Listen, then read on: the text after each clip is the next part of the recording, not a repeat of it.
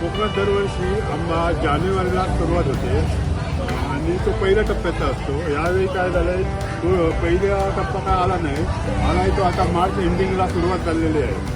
आणि सुरुवात ती झाली ती 1,500 रुपये डझनपासून होती, 1,500 रुपये डझन. आता तो 1200 ते 1,000 रुपये येऊन राहिलेला आहे. आणि 8 दिवसात पाडव्यानंतर तो 400 ते 500 रुपये होईल.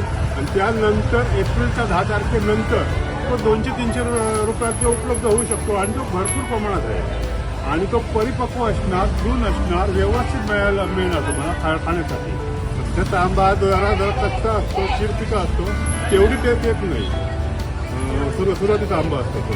पण एप्रिलच्या 10 तारखेनंतर जो आंबा मिळणार ना तो एकदम खाण्यात लायक असतो आणि चांगला असतो, उच्च दर्जाचा असतो. आपण कुठलं हापूस आणि व्यतिरिक्त कुठलं फळ आहे? आता अवेलेबल झालेले आहेत. हापूस झाला आहे, पायरी झाला आहे, केसर झाला आहे, रत्न झाला आहे. प्रत्येक व्हरायटीचे आंबे झालेले आहेत. पण एप्रिलच्या 10 तारखेनंतर जो आंबा मिळतो ना तो परिपक्व आंबा असतो, कारण त्याला उष्णता इतकी मिळालेली असते. आता त्याप्रमाणे उष्णता मिळत नाही, आंबा असतो पण तेवढी टेस्ट मिळणार नाही तुम्हाला. आणि आंबा जरा महाग मिळतो, 1,500च्या वरतीच मिळतो.